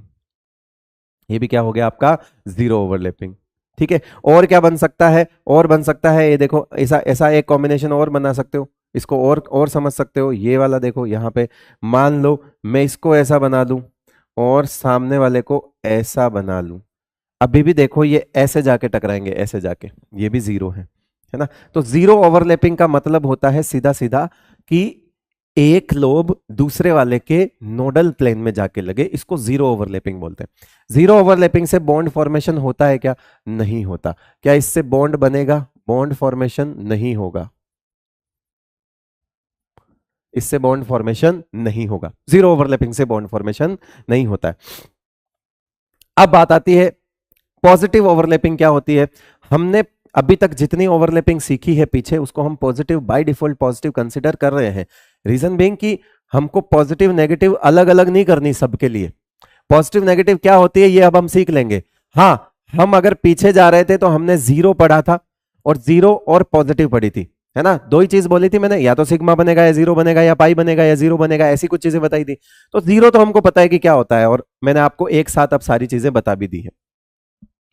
ठीक है, अब बात आती है कि पॉजिटिव ओवरलैप और नेगेटिव ओवरलैप, ये समझना बहुत इंपॉर्टेंट है। ये समझते हैं हम कि मान लो मैं आपको सिंपल सी भाषा में ये समझा दूं कि दो सेम थिंकिंग के लोग, मेरे को आप मतलब इस चीज से समझा दोगे, आप पूरा मैं आपको पूरा पॉजिटिव नेगेटिव एक ही चीज समझाता हूं। चलो, दो सेम थिंकिंग के लोग अगर एक दूसरे के पास आते हैं, अब सेम थिंकिंग जो है बेटा वो कैसी भी हो सकती है। मतलब दो अच्छा सोचने वाले लोग अगर पास आएंगे, ठीक है, दो अच्छा सोचने वाले लोग अगर पास आएंगे तो भी हम पॉजिटिव ओवरलैप बोलेंगे उसको। जैसे ये प्लस, फिर प्लस और फिर प्लस, तो ये पॉजिटिव ओवरलैप है। ठीक है, दो अच्छा सोचने वाले पास आ रहे हैं। मैं कह रहा हूं अगर दो बुरा सोचने वाले पास आए, दो बुरा सोचने वाले पास आए तो भी पॉजिटिव ओवरलैप है, क्योंकि ये दोनों मिलकर अच्छा सोचेंगे, फायदा होगा, अपने काम में फायदा होना चाहिए। अगर ये दो गंदा सोचने वाले पॉजिटिव, ये दो, ये प्लस मतलब ये दो अच्छा सोचने वाले लोग अगर एक दूसरे को अप्रोच करते हैं तो भी फायदा है, दोनों मिलकर अच्छा सोचेंगे। ये दो गंदा सोचने वाले लोग भी अगर पास आते हैं तो भी दोनों मिलकर क्या करेंगे? गंदा सोचेंगे। तो ये भी फायदा ही है। अब भाई मान लो मैं गंदा सोचता हूं, मेरा एक दोस्त है वो भी गंदा सोचता है, तो हम मिलकर ज्यादा गंदा सोचेंगे ना। ठीक है, आग लगा देंगे एकदम, कतई गंदा सोचेंगे। तो हम जो काम करना चाहते हैं उसमें तो हमारा क्या बोलते हैं, हमारे लिए तो वो चीजें एक तरह से एड ऑन हुई है, प्लस ही हुई है। अब हम ज्यादा गंदा सोच रहे हैं, तो इसीलिए ऐसा नहीं सोचना है कि माइनस और माइनस को जब पास लाएं तो वो पॉजिटिव नहीं होता, होता है। क्योंकि माइनस माइनस सेम फेज की चीजें अगर पास आएंगी तो पॉजिटिव होगा। अच्छा, अब आपको समझ आएगा कि पॉजिटिव का मतलब अगर ये है तो इसका मतलब है ये सब भी पॉजिटिव हुआ। फिर तो अगर मैं इस प्लस को इस माइनस और यहां पे मैं इसको प्लस और इसको माइनस करूं तो ये भी पॉजिटिव ओवरलैप है, ये भी क्या है आपका? पॉजिटिव ओवरलैप है। लेकिन बात आती है नेगेटिव ओवरलैपिंग क्या होगी। देखो नेगेटिव ओवरलैपिंग क्या होगा, समझना बात को। नेगेटिव ओवरलैपिंग का मतलब है कि एक बंदा अच्छा सोचता है और एक बंदा गंदा सोचता है, नेगेटिव ओवरलैपिंग। अगर किसी अच्छा सोचने वाले के पास गंदा सोचने वाला आया तो इसमें दोनों का नुकसान है, अच्छा उतना अच्छा नहीं सोच पाएगा, गंदा उतना गंदा नहीं सोच पाएगा। ये नेगेटिव ओवरलैपिंग होती है। अगर डिफरेंट फेज एक दूसरे को अप्रोच करे तो वो नेगेटिव ओवरलैपिंग होती है। जैसे यहां पे मैं ये बोल दूं कि ये प्लस है ये माइनस है, लेकिन अब जो पास आ रहा है उसके ऊपर माइनस और नीचे प्लस है, तो उल्टा हो गया। अब प्लस को माइनस अप्रोच करेगा और माइनस को प्लस अप्रोच करेगा, ये बिल्कुल वैसा ही केस हो गया। इसको भी नेगेटिव ओवरलैपिंग बोलते हैं। सिंपल सा फंडा, ये प्लस माइनस का गेम और जिंदगी का पूरा सार एक ही बात में छुपा है कि दो अच्छे सोचने वाले लोग अगर पास आते हैं पॉजिटिव, दो डिफरेंट सोच के लोग अगर पास आते हैं, है ना, सेम थिंकिंग के लोग पास आ रहे हैं सेम थिंकिंग, अच्छी बुरी कुछ भी हो सकती है, सेम थिंकिंग। यहाँ डिफरेंट थिंकिंग के लोग पास आ रहे हैं, डिफरेंट थिंकिंग के पास आ रहे हैं, तो ये क्या होता है आपका नेगेटिव ओवरलैप होता है। क्या होता है ये नेगेटिव ओवरलैप। चलिए, तो ये तो वैसे मैंने आपको ऐड होने के रेस्पेक्ट में बताया, लाइक पास आने के रेस्पेक्ट में। क्यों, बीच में क्या लिया है हमने, plus plus plus plus plus, मतलब हम इनको एडिशन, वेव का एडिशन कर रहे हैं, ऑर्बिटल्स का एडिशन कर रहे हैं। वेव ऑर्बिटल्स एक तरह से आप मान लीजिए एक ही चीज है। अब हम अगर इस बीच वाले साइन को माइनस करें तो क्या चीजें हो सकती है। अब माइनस के रेस्पेक्ट में सोचेंगे, सोचना वही है थिंकिंग वाला, सेम थिंकिंग डिफरेंट थिंकिंग वही सोचो, लेकिन अब दूर जाने के रेस्पेक्ट में सोचेंगे। अब तक हमने पास जाने के कॉन्सेप्ट से सीखा कि दो सेम पास आ रहे हैं, सेम पास आ रहे हैं, सेम पास आ रहे हैं, सेम जो है वो दो डिफरेंट पास आ रहे हैं, दो डिफरेंट पास आ रहे हैं। तो अभी तक हमने बीच वाले साइन को प्लस रखा है, यानी पास आने के कॉन्टेक्स्ट में बात की है। लेकिन अगर मैं दूर जाने के कॉन्टेक्स्ट में बात करूं तो क्या होगा, समझो बात को। फायदे की बात पहले कर लेते हैं। अगर वाकई दो डिफरेंट दूर चले जाएं, मेरी बात को समझना बेटा, अगर दो डिफरेंट थिंकिंग के लोग दूर चले जाएं, इसमें भी फायदा है। दो डिफरेंट थिंकिंग के लोग जो है वो क्या हो जाए, दूर चले जाएं, उसमें भी फायदा है। और मैं आपको एक तरीके से और सिखा सकता हूं कि जब कभी भी आप बीच में माइनस देखो तो आप यूं मान लो कि आपको आता ही नहीं है बीच में माइनस करना, तो आप इसको प्लस बना दो। बीच वाले साइन को जब भी प्लस बनाओगे, सामने वाले का साइन बदल दो, मतलब इससे आगे आने वाले लोब का फेज बदल दो। लेट सपोज अगर मैं इसको ऐसा बनाऊं, इसको कुछ नहीं करना है, पहले वाले को नहीं छेड़ना है, लेकिन आपने कहा कि मुझे बीच में माइनस नहीं पसंद सर, मैं तो प्लस ही रखूंगा। जैसे ही मैं इसको प्लस बनाऊंगा, मेरे को अगले के फेज का साइन बदलना पड़ेगा। अगर ये माइनस है, नेगेटिव फेज है, तो मुझे इसको पॉजिटिव फेज लेना पड़ेगा। अब आप देखो कि इसका मतलब ये है, और ये हम ऑलरेडी कर चुके हैं। यानी कि दो, अगर आपको क्वेश्चन में दिया हुआ ऐसा है और ऐसा है, ये दोनों बातें सेम है, ये फर्स्ट और लास्ट बात सेम ही है। अगर दो सेम एक दूसरे के पास आ रही हो, चाहे दो डिफरेंट एक दूसरे से दूर जा रही हो, एक ही बात है, दोनों में ही फायदा होता है। तो इस सिंपल ऐसे सोचिए, सिंपल सी चीजें सोचिए। दो एक जैसे लोगों के पास आने को पॉजिटिव कहते हैं, दो डिफरेंट लोगों के दूर जाने को भी पॉजिटिव ही कहते हैं। ये अच्छा सोचने वाला है, ये गंदा सोचने वाला है। अगर एक अच्छा और एक गंदा सोचने वाला दूर जा रहे हैं, क्योंकि बीच वाले, ये पास जाना दूर जाना, ये बीच के साइन को देख के बोलना है। अगर बीच में माइनस है तो दूर जा रहे हैं, बीच में प्लस है तो पास आ रहे हैं। एक अच्छा सोच रहा है, एक गंदा सोच रहा है, दो डिफरेंट थिंकिंग के लोग अगर दूर जा रहे हैं, तो इसमें दोनों का फायदा ही है। इसमें क्या है बेटा, दोनों का फायदा ही है। तो इसका मतलब हुआ कि सर अगर यहां पे प्लस, यहां पे माइनस और बीच में माइनस, और यहां पे माइनस और यहां प्लस है, तो क्या इसको भी पॉजिटिव लोग कंसीडर करेंगे? डेफिनेटली। अगर मैं बोलूंगा कि इसको तो छेड़ना नहीं है, ये तो प्लस है, ये माइनस है, इसको तो छेड़ना नहीं है, आपने कहा बीच में मुझे माइनस नहीं चाहिए, तो आप बीच वाले को क्या बना दोगे, प्लस बना दोगे। जैसे ही आप बीच वाले को प्लस बना दोगे, इधर वाले फेज बदल दोगे, यानी कि ये क्या हो जाएगा बेटा, अब हो जाएगा प्लस क्योंकि ये माइनस था, और ये हो जाएगा माइनस क्योंकि ये प्लस था। अब देखो ये वाला तो सेम ही हो गया ऊपर वाले के जैसे, बात एक ही है। तो डिफरेंट थिंकिंग के लोग अगर दूर जा रहे हैं, उसको भी पॉजिटिव ओवरलैप ही कंसीडर किया जाता है। क्लियर है बेटा? ठीक है। लेकिन अगर बात करें कि नेगेटिव ओवरलैपिंग भी इस तरीके से हम समझ सकते हैं क्या, नेगेटिव ओवरलैप भी हम समझ सकते हैं क्या, कि नेगेटिव ओवरलैपिंग का क्या मतलब होता है, इसमें और कुछ बन सकता है क्या? तो नेगेटिव ओवरलैपिंग के लिए आपको ज्यादा नहीं सोचना, पॉजिटिव में ज्यादा ये दिक्कत आती है तो मैंने ये समझा दिया, पॉजिटिव में अगर माइनस वाली बात आती है तो मैंने ये समझा दिया। नेगेटिव में इतना ज्यादा नहीं पूछा जाता, फिर भी आप चाहते हो तो एक आध केस लेके समझा सकता हूं, और वो बहुत आसान है। अगर वो समझना चाहते हो तो वो बहुत आसान है। जैसे plus plus minus, negative overlap, दो सेम थिंकिंग के लोग दूर जा रहे हैं, माइनस माइनस माइनस, दो सेम थिंकिंग के लोग अगेन दूर जा रहे हैं, अच्छा अच्छा सोचने वाले भी दूर जा रहे हैं, गंदा गंदा सोचने वाले भी दूर जा रहे हैं, यानी कि plus minus minus plus minus, ऐसा। ये भी नेगेटिव है, ये सब नेगेटिव है। अब आप बोलोगे कि इसको हम बीच वाला साइन चेंज करके देखना चाहते हैं, कर लो साइन चेंज, इसको प्लस करो, ये माइनस हो जाएगा, तो ये वही हो जाएगा ऊपर वाला। इसको प्लस करो ये माइनस, सॉरी इसको प्लस करो ये प्लस हो जाएगा, इसको प्लस करोगे तो ये प्लस हो जाएगा, वही सेम चीज हो जाएगी, प्लस माइनस हो जाएगा। इसको प्लस करो ये माइनस हो जाएगा, ये प्लस हो जाएगा, ये सेम चीज हो जाएगी जो ऊपर है। कुल मिला के यहां पे आप कह रहे हो कि दो सेम थिंकिंग के लोग दूर जा रहे हैं, नुकसान। दो सेम थिंकिंग के लोग दूर जा रहे हैं, नुकसान। सेम थिंकिंग के लोग दूर जा रहे हैं, नुकसान। यहां डिफरेंट थिंकिंग के लोग पास आ रहे हैं तो भी नुकसान, डिफरेंट थिंकिंग के लोग पास आ रहे हैं तो भी नुकसान। आप थिंकिंग पे ध्यान दीजिए और फायदे नुकसान की सोचिए। ये लोभ से ज्यादा आसान आपको जिंदगी की चीजें समझ आ जाएंगी।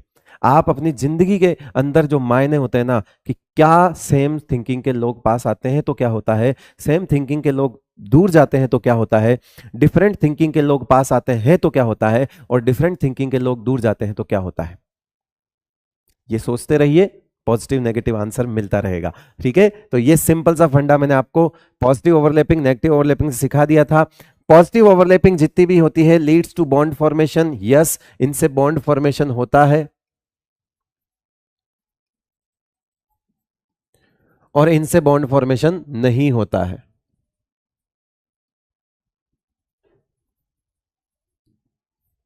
बॉन्ड फॉर्मेशन यहां पे नहीं होगा, वहां पे होगा, बिल्कुल होगा। पॉजिटिव ओवरलैपिंग यानी कि हमने पीछे जितना कंसीडर किया वो सब पॉजिटिव ओवरलैप किया। ठीक है भाई, क्योंकि पॉजिटिव ओवरलैप में ओवरलैपिंग दिखने में एक जैसी होती है, पॉजिटिव नेगेटिव, बस ये साइन का गेम अलग अलग होता है। ये जो फेज है ना, फेज, ये फेज अलग अलग होते हैं, दिखने में तो एक ही जैसे दिख रहे हैं। हाँ, ये दिखने में ही डिफरेंट होता है, ये साफ पता चल रहा है कि ये जीरो ओवरलैपिंग है। इसका केस साइन वाला नहीं है बेटा, इसका केस है कि एक जाकर नोडल प्लेन में ही लग जाए, ये इसका साइन वाला केस नहीं है। आप प्लस माइनस इसमें लगा रहे हो तो आप साइन वाला केस नहीं है, ये कोई एक प्लस माइनस किधर भी जाके कैसे भी लग सकता है, साइन वाला गेम नहीं है। ये जाके नोडल प्लेन में लग रहा है, इस वजह से बॉन्ड नहीं बन पा रहा है, इस वजह से ओवरलैपिंग नहीं हो रही, तो उसको जीरो ओवरलैपिंग बोलते हैं। तो ये थी आपकी ओवरलैपिंग। ओवरलैपिंग से रिलेटेड जितने सवाल हैं वो अब आप कर सकते हो, है ना। कुछ सवाल मैं आपको होमवर्क के तौर पे दे देता हूं, अगली स्लाइड पे मैं आपको होमवर्क के तौर पे सवाल दे देता हूं। ठीक है, और उसके बाद हम अगले टॉपिक की तरफ बढ़ते हैं, बॉन्ड आइडेंटिटी सीखना चाहेंगे हम उसके बाद। ठीक है भाई, चलिए। तो होमवर्क से पहले एक चीज और याद आई मुझे कि डी वाले केस में जो अपन ने ये वाली चीज करी थी ना, तो इस डी वाले केस में हमने एक चीज मिस कर दी थी, वो ये है कि इधर देख लो, डी से डी वाले में, कि अगर दोनों डी वाई डी, दोनों डी जो है वो अलग अलग हो, है ना, तो एक्स वाई जेड पे 0 0 0 ही होगा। मतलब जिस तरह से पी और पी के केस में हमने कहा था कि दोनों पी सेम होने चाहिए, both D must be same, है ना। इस केस में भी हम ये बोलेंगे कि डी जो है वो, बोथ डी जो है वो क्या होने चाहिए, सेम होने चाहिए, है ना। इस वाले केस में अगर ये ऐसा है, अगर दोनों डिफरेंट हो गए तो 0 0 0 हो जाएगा। ठीक है भाई, ये ध्यान रखना आप इस चीज का। अब आपको दे देते हैं होमवर्क, ये रहा। आपको टाइप ऑफ बॉन्ड अगर बन रहा है तो बॉन्ड का टाइप, या फिर नहीं बन रहा है तो जीरो ओवरलैपिंग ऐसा लिखना है। अगर बन रहा है पी पाई बन रहा है, सिग्मा बन रहा है तो वो लिखना है, अदरवाइज आपको जीरो लिखना है। ये आपको होमवर्क दे रहे हैं। आ जाइए, अब सीधा आते हैं हम बॉन्ड आइडेंटिटी की तरफ बढ़ते हैं। बॉन्ड आइडेंटिटी क्या है? ये bond identity type of overlapping, है ना। Identify the type of overlapping, जिन दो ऑर्बिटल्स की ओवरलैपिंग से बना है वो बॉन्ड, उनके नाम को लिखना बॉन्ड की आइडेंटिटी होती है। जैसे एस और एस से बना हुआ अगर कोई बॉन्ड है तो हम एस एस ओवरलैपिंग बोलते हैं, वही उस बॉन्ड की पहचान होती है। बॉन्ड का नाम क्या होगा? जिन दो ऑर्बिटल से मिलकर बना है उसको बोलते हैं एस एस बॉन्ड। क्या बोलेंगे? जैसे एस और एस से बना हुआ बॉन्ड है तो उसको क्या बोलेंगे? S S bond. मतलब जैसे पहला एग्जांपल बहुत आसान, अगर H2 की बात करें तो उसमें H और H का बॉन्ड है, तो इसका 1s और इसका 1s टाइप की ओवरलैपिंग होगी। कौन सा बॉन्ड होगा? सिग्मा बॉन्ड होगा। ये इसकी बॉन्ड आइडेंटिटी हो गई। आपसे पूछा जाएगा इसकी बॉन्ड आइडेंटिटी बोलो तो क्या बोलोगे? एसएस, या फिर प्रॉपर बोलना है तो 1s 1s 1s 1s। क्यों? क्योंकि ये फर्स्ट पीरियड का है तो इसकी वैलेंस शेल क्या है बेटा? 1s 1s है। अगर यहां पे आपको पता करना है, मान लीजिए मैंने लिख दिया Cl2, मैंने क्या लिख दिया? F2 लिख दिया, तो यानी कि F और F।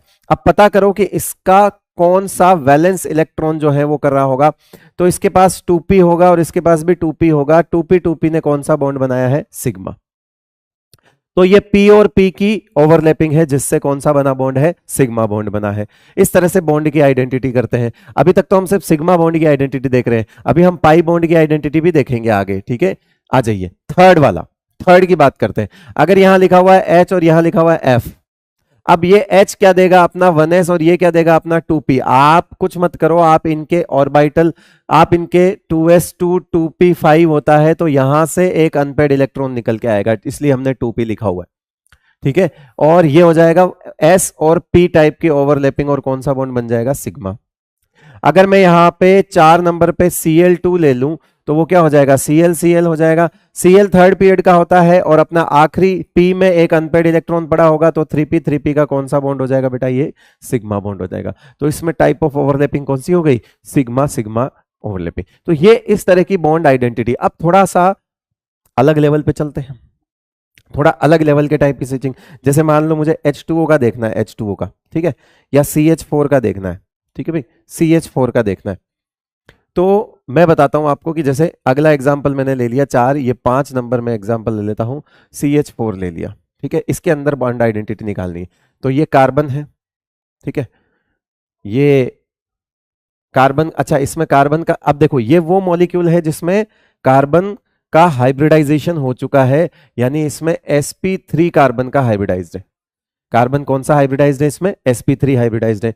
मतलब इस कार्बन के चारों तरफ sp3 ऑर्बिटल्स इस तरह से टेट्राहेड्रल वे में लगे हुए हैं।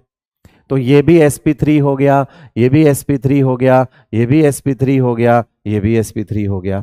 फिर ये जो हाइड्रोजन है आपका, ये आपका इस तरह से ओवरलैप करेगा, तो हाइड्रोजन का 1s यहाँ, एक हाइड्रोजन का 1s यहाँ, एक हाइड्रोजन चौथा तीसरा हाइड्रोजन, और ये एक हाइड्रोजन 1s यहाँ। यानी कि कुल मिला के इसमें किस तरह की ओवरलैपिंग है, तो sp3 1s टाइप की ओवरलैपिंग है। ये कार्बन है, ये हाइड्रोजन है, और ये hybrid orbital plus pure orbital type की बॉन्डिंग है। और ये बॉन्ड कौन सा बनेगा, सिग्मा। कौन सा बॉन्ड बनेगा इसमें, सिग्मा बॉन्ड बनेगा। समझ गए बात को, ठीक है। हाइब्रिड प्लस प्योर टाइप की ओवरलैपिंग है। ये कौन दे, ये दे रहा है अपना हाइब्रिड ऑर्बिटल, ये दे रहा है अपना प्योर ऑर्बिटल। तो हाइब्रिड प्लस प्योर से कौन सा बॉन्ड बनता है, सिग्मा बॉन्ड बनता है।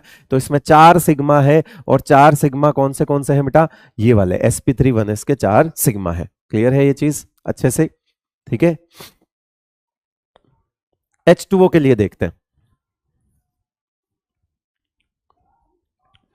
H2O के लिए देखते हैं, आ जाइए। H2O है ना, चलो उससे पहले NH3 देखते हैं, NH3 देखते हैं, आ जाइए। ये रहा नाइट्रोजन, ये भी अगर आप बात करोगे तो इसका भी हाइब्रिडाइजेशन क्या है बेटा, sp3 है। तो इसके पास भी 4 sp3 ऑर्बिटल्स होंगे इस तरह से, 4 sp3 ऑर्बिटल्स होंगे। ये भी sp3 है, ये भी sp3 है, और ये भी sp3 है। जब बात आएगी इसकी, तो हाइड्रोजन तो अपना 1s ही देगा, तो यानी ये 1s हो गया, ठीक है। ये आपका 1s हो गया, ये आपका 1s हो गया, और ये कॉमन एरिया में हम इस तरह से इलेक्ट्रॉन दिखा सकते हैं, एक हाइड्रोजन का और एक इसका। और ये हो गया इसका एक और sp3 जिसके पास लोन पेयर पड़ा हुआ है। हाइब्रिड ऑर्बिटल के दो ही काम, या तो रखता है लोन पेयर या बनाता है सिग्मा। तो इसके पास 3 तरह के सिग्मा है, यानी कि इसके पास भी sp3 1s टाइप के जो है वो सिग्मा बॉन्ड है, sigma bond and sigma bond है, वो भी कितने हैं, 3 सिग्मा बॉन्ड, ठीक है भाई। And 1 sp3 hybrid orbital is use to keep lone pair.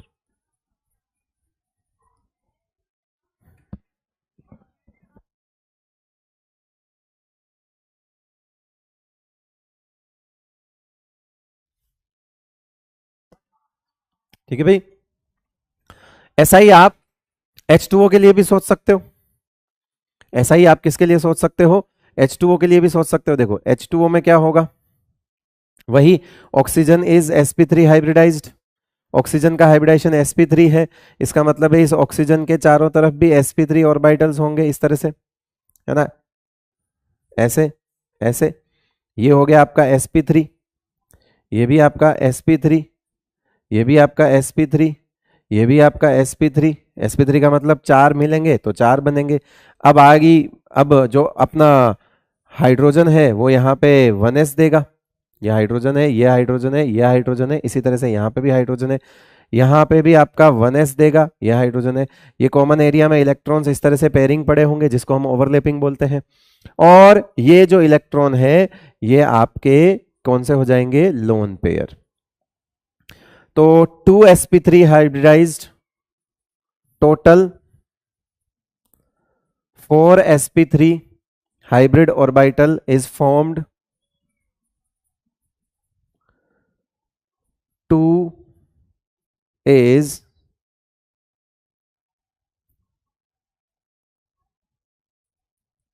2, जिसमें से जो 2 हैं वो आपके 2 हाइब्रिड ऑर्बिटल सिग्मा बॉन्ड बना रहे हैं और 2 हाइब्रिड ऑर्बिटल लोन पेयर रखे हुए हैं, है ना। Keep the lone pair, sigma bond pair और 2 हाइब्रिड ऑर्बिटल में लोन पेयर रखे हैं, ये दिख रहे हैं आपको, लोन पेयर ऐसे रखे हुए हैं। ये आपका हो गया H2O। समझ गए बात को, ओवरलैपिंग का टाइप। तो इसमें किस तरह की ओवरलैपिंग हुई है, ये भी कौन सी ओवरलैपिंग हुई है, आपसे पूछा जाए डायरेक्ट, कि आपसे पूछा जाए कि ये O है तो ये हो गया लोन पेयर, ये हो गया लोन पेयर, ये रहा H, ये रहा H, तो ये बॉन्ड किस तरह का है, sp3 1s टाइप का बॉन्ड है। ये भी बॉन्ड किस तरह का है, sp3 1s टाइप का बॉन्ड है। तो ऐसे टोटल कितने बॉन्ड है, sp3 1s, sp3 1s, दो तरह की बॉन्ड आइडेंटिटी। उसमें sp3 1s टाइप के कितने बॉन्ड है, 3 बॉन्ड है ना। और एक जो sp3 है उसमें लोन पेयर रखा है, तो हम यही तो काउंट करते हैं, लोन पेयर का ऑर्बिटल प्लस सिग्मा वाले ऑर्बिटल्स, तो 4 ऑर्बिटल्स मिलके क्या हो गए बेटा, sp3 हो गए, नहीं हो गए। बात समझ में आई, ठीक है, पक्की बात है। बढ़ सकते हैं आगे, है ना। चलो आगे बढ़ते हैं। चलिए, तो अब आपको ना हाइब्रिड हाइब्रिड वाला केस दिखाते हैं, हाइब्रिड हाइब्रिड वाला केस दिखाते हैं। ये तो देखो आपने अभी तक किस तरह की चीजें देखी, आपने प्योर प्लस प्योर देख लिया, प्योर प्लस प्योर देख लिया, आपने हाइब्रिड प्लस प्योर देख लिया, हाइब्रिड प्लस प्योर वाले केस भी देख लिए आपने, ये हाइब्रिड प्लस प्योर है, हाइब्रिड प्लस प्योर है। अब हम देखते हैं कि हाइब्रिड प्लस हाइब्रिड भी कुछ होता है क्या, मतलब एग्जांपल ऐसा लेंगे जिसमें हाइब्रिड प्लस हाइब्रिड और हाइब्रिड प्लस प्योर दोनों होंगे, है ना। तो चलिए आइए देखते हैं कैसे क्या करना है उसको। यस, अगर मैं इसमें एग्जाम्पल नंबर कौन सा भाई, 8 है, नहीं 7 है, चलो 8वां देखते हैं। हाइब्रिड प्लस हाइब्रिड काला केस देखते हैं। मान लो मैंने एग्जांपल ले लिया CH3 और CH3 ऐसा ले लिया। अब देखते जाना, देखते जाना, ये कार्बन का हाइब्रिडाइजेशन क्या है, ये कार्बन ऐसा है H, ये H, ये H, ये C, ये H, ये H और ये H। दोनों कार्बन जो हैं उनका हाइब्रिडाइजेशन क्या है बेटा, ये वाला कार्बन और ये वाला carbon, both are sp3 hybridised, ये भी sp3 हाइब्रिडाइज्ड है, दोनों कार्बन sp3 हाइब्रिडाइज्ड है। अगर दोनों कार्बन sp3 हाइब्रिडाइज्ड है तो दोनों कार्बन के अराउंड sp3 हाइब्रिड ऑर्बिटल होंगे 4 4। तो यानी कि अगर मैं इस कार्बन की बात करूं तो इसके पास भी एक हाइब्रिड ऑर्बिटल ऐसा, एक हाइब्रिड ऑर्बिटल, एक हाइब्रिड ऑर्बिटल और एक हाइब्रिड ऑर्बिटल, ये sp3 हाइब्रिड ऑर्बिटल हो गया एक कार्बन। दूसरा कार्बन यहां मान लेते हैं, दूसरा कार्बन ये रहा, इसका एक हाइब्रिड ऑर्बिटल, ठीक है, उसका दूसरा हाइब्रिड ऑर्बिटल, तीसरा हाइब्रिड ऑर्बिटल, ठीक है, और ये चौथा हाइब्रिड ऑर्बिटल। बताओ क्या ये सब के सब sp3 है, sp3, ये sp3, ये sp3, ये sp3 और ये sp3, sp3, ये sp3, ये sp3 और ये sp3, मतलब ये वाला बॉन्ड हमको मिल गया।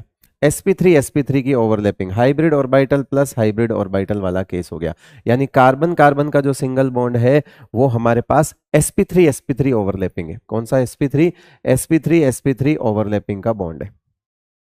और यहां पे आएगा आपका हाइड्रोजन, यहां पे क्या आएगा आपका हाइड्रोजन, जैसे ये रहा हाइड्रोजन तो 1s देगा, ये रहा कॉमन एरिया, ये रहा हाइड्रोजन, ये दे 1s देगा, ये रहा कॉमन एरिया, ठीक है, 1s हाइड्रोजन हाइड्रोजन, सब जगह आप क्या बना दो हाइड्रोजन, ये लो,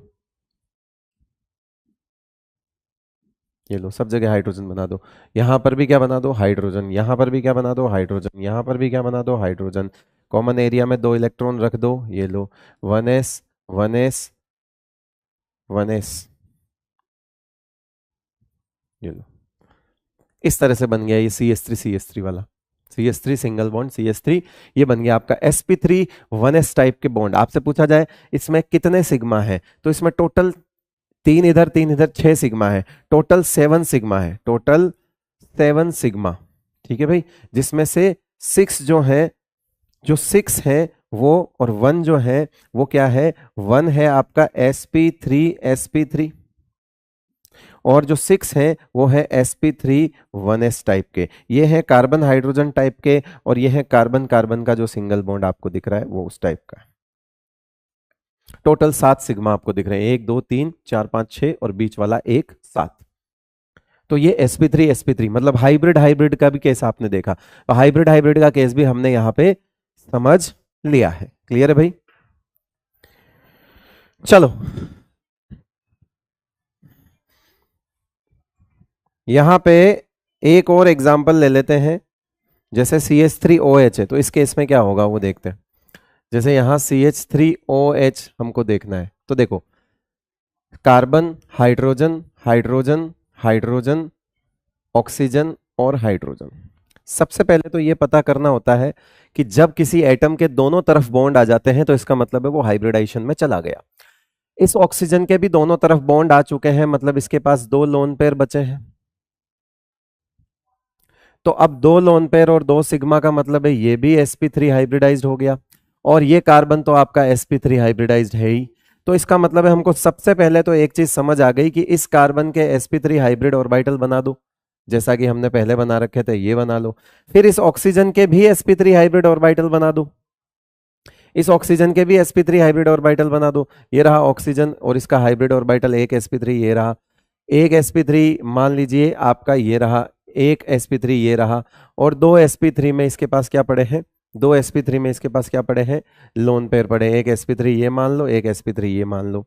ठीक है, इस sp3 में एक लोन पेयर है, इस sp3 में एक लोन पेयर है। ठीक है, ये रहा लोन पेयर एक, ये रहा दूसरा लोन पेयर, और यहां पे बॉन्ड बन रहा है एक sp3, ये रहा आपका sp3, ये रहा आपका sp3। इधर हाइड्रोजन का कोई वो होगा नहीं, तो ये रहा 1s, ये हाइड्रोजन। ठीक है, इधर भी हाइड्रोजन 1s देगा, हाइड्रोजन 1s देगा, हाइड्रोजन 1s देगा, हाइड्रोजन। ठीक है भाई, तो ये बॉन्ड तो आपको क्लियर है sp3 1s टाइप के, ये बॉन्ड तो क्लियर है। इसका sp3, इसके 4 sp3 होंगे, एक sp3, दूसरा sp3, तीसरा sp3 और ये चौथा sp3। उसी तरह से ऑक्सीजन के भी 4 sp3 होंगे, sp3 का मतलब यही होता है 4 sp3 हाइब्रिड ऑर्बिटल, जितने मिलेंगे उतने बनेंगे। तो 4 sp3 में से 2 बना रहे हैं सिग्मा और 2 रखे हुए हैं लोन पेयर। ये जो 2 लोन पेयर आपको दिख रहे हैं ये sp3 हाइब्रिड ऑर्बिटल में पड़े हुए हैं। तो यहां पे हमारे पास टोटल कितने तरह के बॉन्ड है वो देखो। हमारे पास कार्बन ऑक्सीजन का जो बॉन्ड है वो sp3 टाइप का बॉन्ड है। हमारे पास कार्बन हाइड्रोजन का जो बॉन्ड है वो sp3 1s टाइप का बॉन्ड है, और हमारे पास ऑक्सीजन हाइड्रोजन का जो बॉन्ड है वो भी sp3 1s टाइप का बॉन्ड है।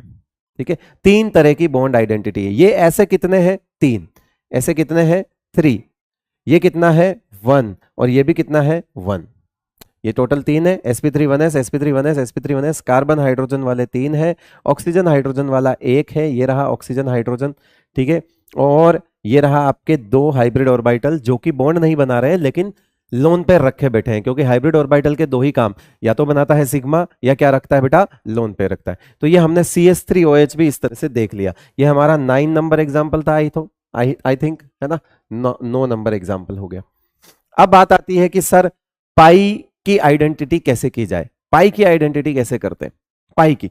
तो बड़ा इंटरेस्टिंग सा पॉइंट है, आसान आसान सी चीजों में देखेंगे कि पाई की आइडेंटिटी क्या करते हैं, कैसे करते हैं। तो अगला जो एग्जांपल लेते हैं हम, बहुत आसान सी चीज समझते हैं। पहले हम सबसे पहले उठाते हैं CH2 डबल बॉन्ड CH2 को, इसको उठाते हैं कि CH2 डबल बॉन्ड CH2 में पाई आ गया है। अब पहली बार पाई आया है, तो पाई क्या होता है, पहली चीज, क्या पाई हाइब्रिड ऑर्बिटल से नहीं बनता। तो यहां पे सिंपल से लिखते हैं pi bond is formed by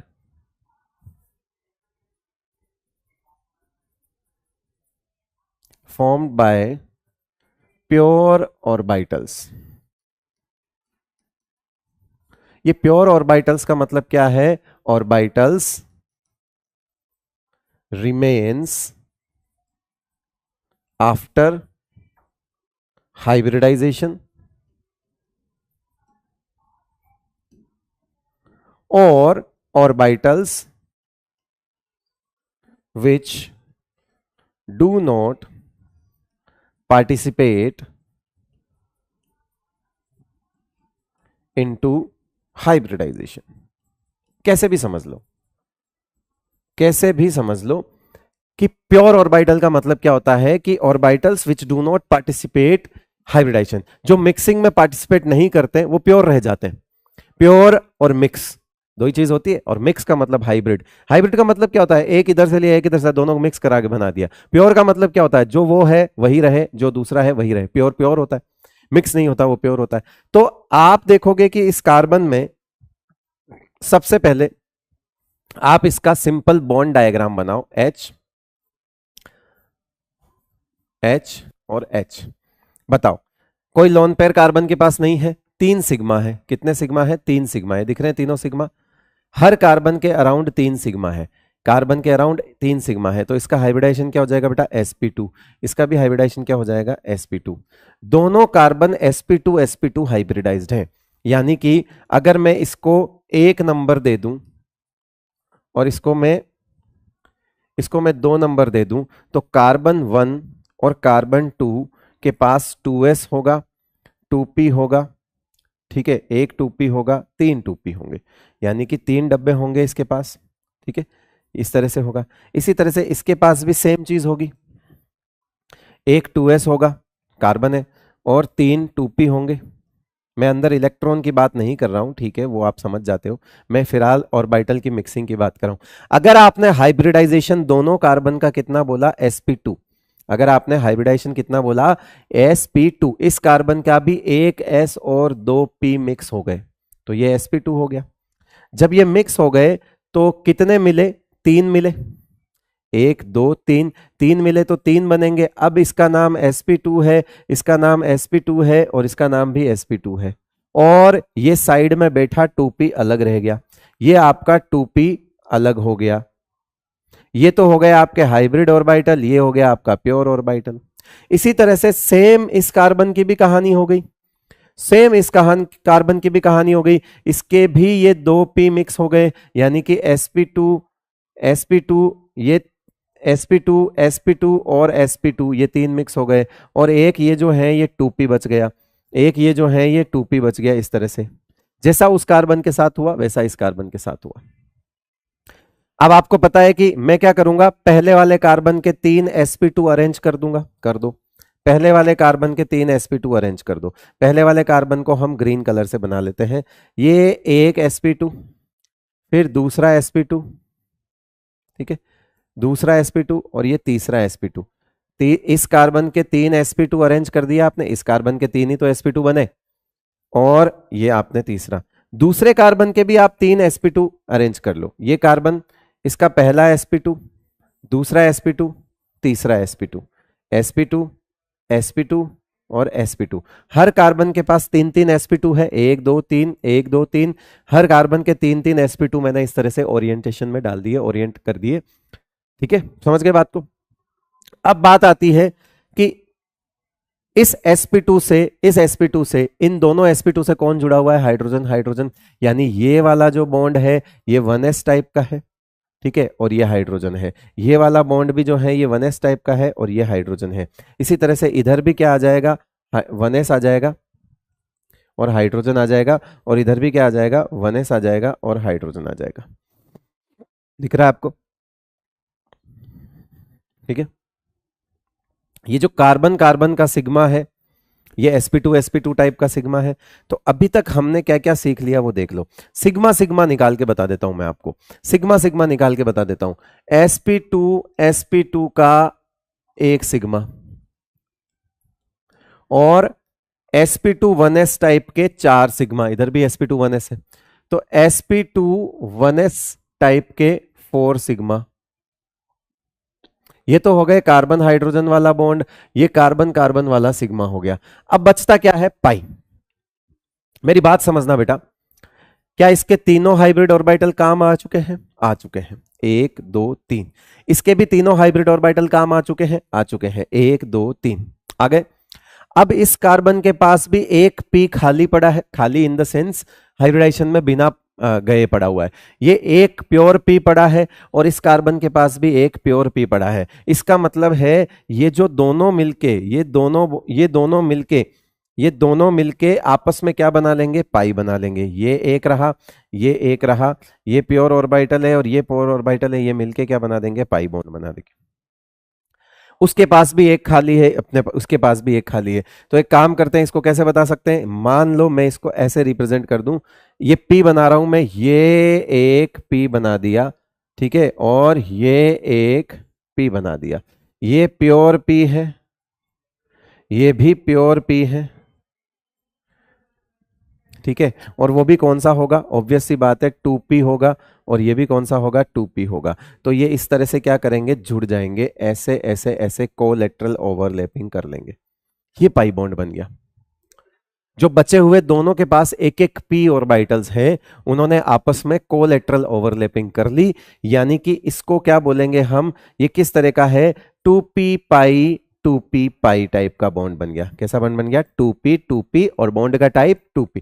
तो यहां पे क्या लिखेंगे? 1 2p पाई 2p पाई, यानी कि जो पाई है उसकी आइडेंटिटी क्या हो जाएगी बेटा? पी पाई बोल दो, या ज्यादा अच्छे से बोलना चाहते हो तो 2p पाई बोल दो, इससे आपको क्लियर हो जाएगा। 2p पाई बोल दोगे तो चीजें आपको अपने आप समझ आ जाएगी। चलो, जैसे ही ये समझ आया, अब देखो अगला एग्जांपल और अच्छे से समझ आने वाला है आपको। कौन सा? 11th नंबर देख लेते हैं हम। आइए देखिए, 11th नंबर में हम CH ट्रिपल बॉन्ड CH समझते हैं। आइए, ये कार्बन, ये हाइड्रोजन, ठीक है, ये सिग्मा, एक सिग्मा, दूसरा पाई, तीसरा मतलब एक सिग्मा, 2 पाई, तो ये कार्बन, ये रहा हाइड्रोजन। आपको करना कुछ नहीं है, आपको इसको, ये sp हाइब्रिडाइज्ड है और ये भी sp हाइब्रिडाइज्ड है, यानी कार्बन 1 की अगर बात करें, C1 की अगर बात करें तो वो भी sp हाइब्रिडाइज्ड है, C2 की अगर बात करें तो वो भी sp हाइब्रिडाइज्ड है, यानी कि इसका 2s और 2p जो है वो मिक्स होगा, और इसका भी 2s और 2p में से सिर्फ एक p मिक्स होगा। अब समझिएगा बात को, यहाँ पे हमने सिर्फ ये मिक्सिंग करी है, ये मिक्सिंग करी है, यानी कि यहाँ पे 2 हाइब्रिड ऑर्बिटल बनेंगे sp sp, यहाँ पर भी 2 हाइब्रिड ऑर्बिटल बनेंगे sp sp, ठीक है। यानी हर कार्बन के अराउंड 2 sp हाइब्रिड ऑर्बिटल बनाने हैं मेरे को। पहला वाला कार्बन हम ग्रीन कलर से बना लेते हैं, पहला वाला कार्बन हमने ग्रीन कलर से बना दिया, इसका ये sp और ये एक sp, sp और sp। दूसरा वाला हम येलो कलर से बना लेते हैं, ये कार्बन है, इसका ये रहा sp और दूसरा ये रहा sp। हो गया भाई? sp sp की बात समझ आ गई आपको? सबको आ गई? आ गई। इसके 2 sp हाइब्रिड ऑर्बिटल ये। अब बताओ, ये क्या रह गए? आपके प्योर रह गए, है ना? ये क्या रह गए? आपके प्योर ऑर्बिटल रह गए। ये प्योर हो गए, प्योर, और ये भी क्या रह गए? प्योर। इसके पास भी 2p प्योर पड़े हैं, इसके पास भी 2p प्योर पड़े हैं। तो पहले हम प्योर बना ले, फिर अच्छा पहले हम हाइड्रोजन लगा लेते हैं। चलो पहले हम हाइड्रोजन लगा के इनके बॉन्ड खत्म करते हैं, कार्बन हाइड्रोजन का, और कार्बन हाइड्रोजन का वो बॉन्ड बना के 1s, ये हाइड्रोजन, ये रहा 1s, ये हाइड्रोजन, ये सिग्मा तो हम खत्म करते हैं। चलो सिग्मा सिग्मा खत्म हो गए बेटा, तो सिग्मा सिग्मा लिख सकता हूं मैं। क्या sp sp का सिग्मा है? कार्बन कार्बन का जो सिग्मा है वो sp sp का है। कितना है बेटा? 1।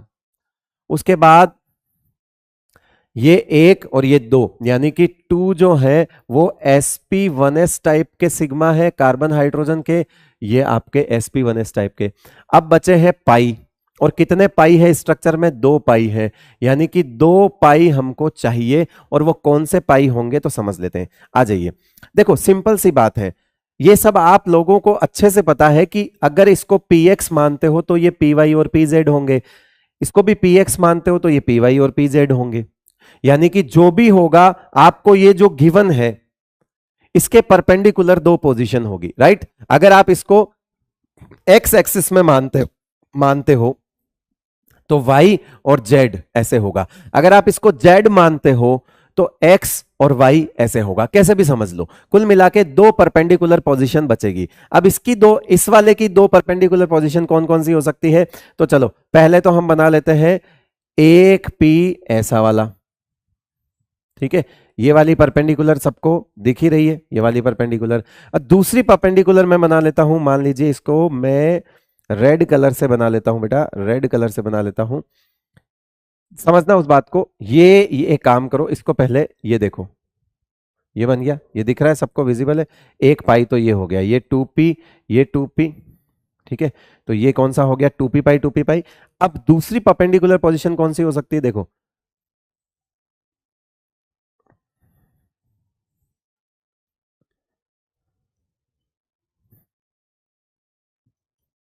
एक ऐसे एक ऐसे, दो परपेंडिकुलर पोजीशन दिख रही है आपको।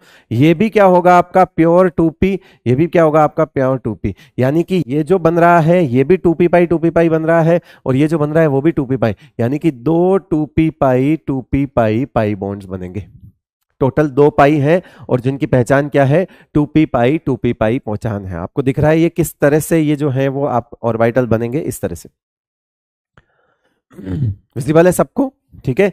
कैसे बना, इस तरह से हमने दो परपेंडिकुलर पोजीशंस देखी है। ये देखो आप, दोनों परपेंडिकुलर पोजीशन इस तरह से दिख रही है, दिख रही है आपको सबको, ये देखो दिख रही है भाई।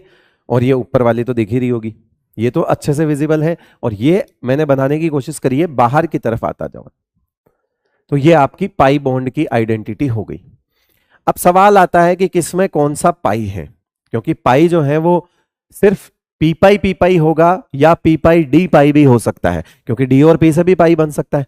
तो हमको अब सीखना है कि कब पी पाई होगा, कब डी पाई पी पाई होगा, ये चीज सीखनी है। तो आपको नेक्स्ट क्लास में इसका एक जुगाड़ देंगे, ठीक है, कि कब पी पाई और कब डी पाई होता है। और एकदम यूं झटके से आप चीजें फटाफट करने लग जाओगे, फटाफट करने लग जाओगे। यहां पे मैं आपको और बता देता हूं कि इस पी के साथ इस पी जुड़ा, ये बनेगा पाई, ये बनेगा पाई, दो पाई बन रहे हैं। इस तरह से चीजें देखेंगे। अगली क्लास में हम क्वेश्चंस के साथ हमारा लेक्चर शुरू करेंगे, और पाई बॉन्ड की आइडेंटिटी को सीधा एमडी जैसे करेंगे।